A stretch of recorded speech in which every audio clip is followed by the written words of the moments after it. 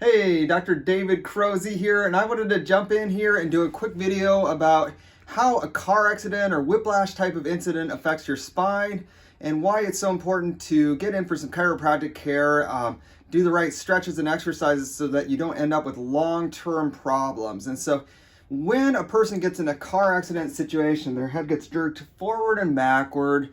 The main things that it affects are soft tissues in along the spine. And so if you look over here, people can picture that there's muscles in along the back and neck. And so those muscular structures would get injured. Some of those fibers would get torn and there would be some swelling in that area. That would cause that person to feel this muscular soreness. But come on over here and look at this screen.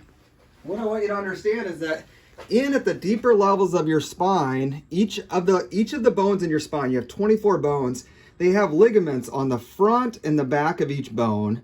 You have ligaments in between each of the processes that are out to the sides and the back. And then surrounding each of the joints, you have what's called a capsule. That's a little sleeve that surrounds it. And then you actually have the discs themselves. The discs in your spine are these fibrous outer rings, and they have a softer center. And so when a person's spine gets injured,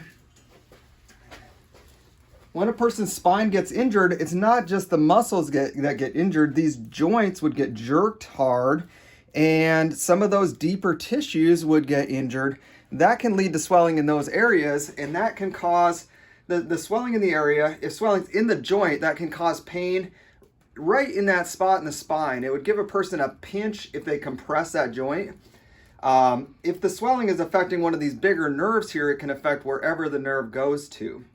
And so like the nerves in the lower neck control all the function down the arm. So if these lower neck nerves have swelling pushing on them, person can end up with pain in the shoulder, numbness and tingling down the hand. We see upper neck nerves a lot of time cause headaches. Also, there's important nerves in this region that allow your body to relax, digest food, and just be calmed. And so people that have that area affected, a lot of times they feel tense and can't relax. Also, kind of sinus issues we'll see with that area as well. And so the main thing when we try to get somebody out of pain, our first goal is to help to decrease swelling in around those joints in the spine.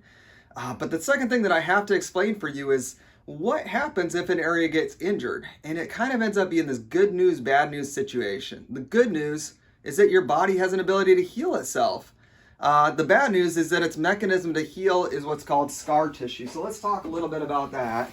I showed you you have all those ligaments, tendons in along the spine. You have the muscles themselves.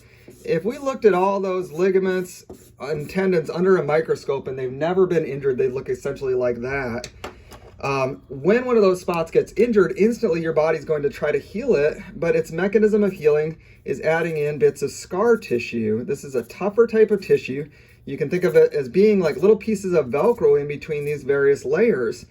And that scar tissue, it makes this spot tougher and not able to move as well, less flexible, less elastic. And then it can also decrease blood flow into regions. And so if one of these deeper tissues gets affected like that, then over time, it's going to change how the area moves. It can also start what's called the arthritic or degenerative process. So I'll show you on this chart over here. Go ahead. Let's just look at a neck. A normal neck, never been injured, has a smooth forward curve. You can see the disc spaces are all the same height and the bones have rounded corners. If the neck gets in a mild to medium incident, whiplash type of incident, the neck, I should say these people are all looking that direction. The neck will look more straight here. If the neck gets in a major whiplash type of an incident, the neck will have this reverse curve. That's when the ligaments in between each of these spinous processes get actually stretched out or torn. If a spot gets injured and then time goes by, we start to see that arthritic process. So that's where this disc is shorter and there's bone spurs in around the edge.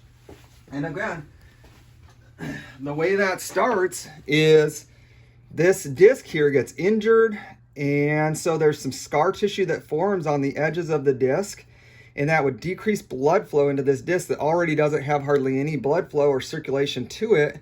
And so then over a period of years, the disc is now shorter and the scar tissue regions have now added bone or calcium deposits, so it has these spurs here. this spot is going to be stiffer, more likely to have problems in that area, or sometimes if this one's not moving, then the ones above or below it have to do more than their share of the movement and get aggravated. If that doesn't get corrected, it keeps getting worse. So more shortening of the spaces, more bone spurs, more symptoms and pain. And I'll just show you here. Again, if this area is not moving, where is the stress going to go? A lot of times the one above or below is going to have to do more than its share. So if this spot's stuck, now these ones are doing more than their share of the movement. So let's see here some examples from the real world here.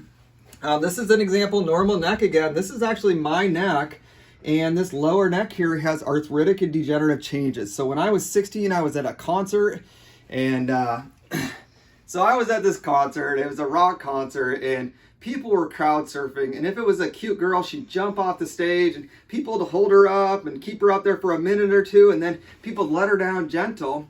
And I saw this happen for multiple young ladies, and I thought, oh, it's working great for them. It'll work the same for me. So 16 years old, I jumped off the stage, expecting people to hold me up, and I stayed up there for about 4 seconds up above people's heads, and then I got dropped onto my head. My full body weight slammed my head forward.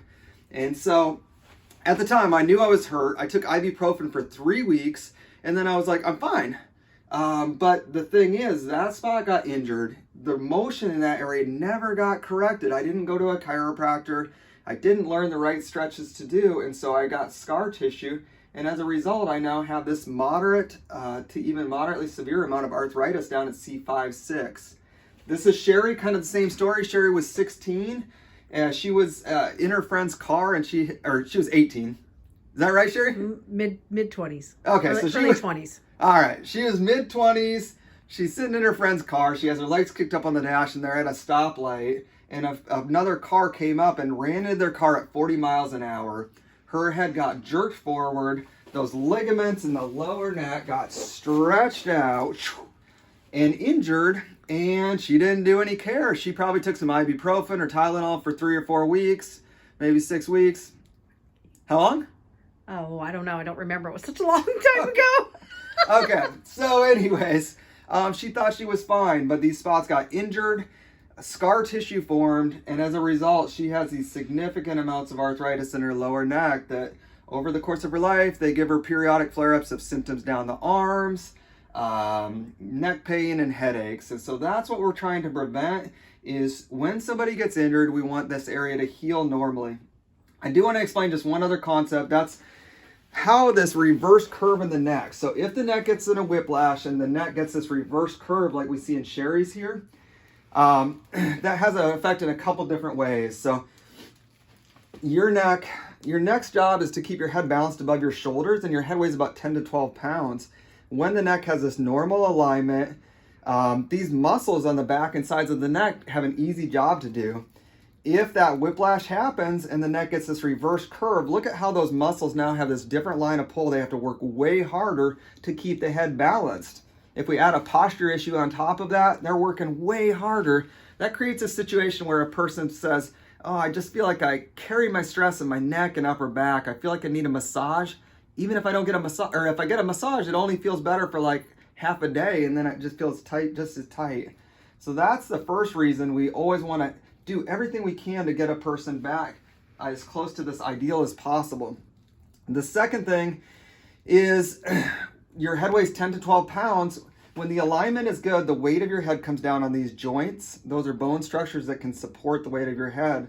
When the neck has this reverse curve, and especially if the head's out in front, the weight comes down on the disc, and that's going to speed up the progression from a normal disc to a somewhat injured disc to moderately severe to even severe. And again, there's a stage of that where the bones are actually fused together. That ends up being a person that looks like this, can't look over their shoulders at all kinds of symptoms, low energy, medicines.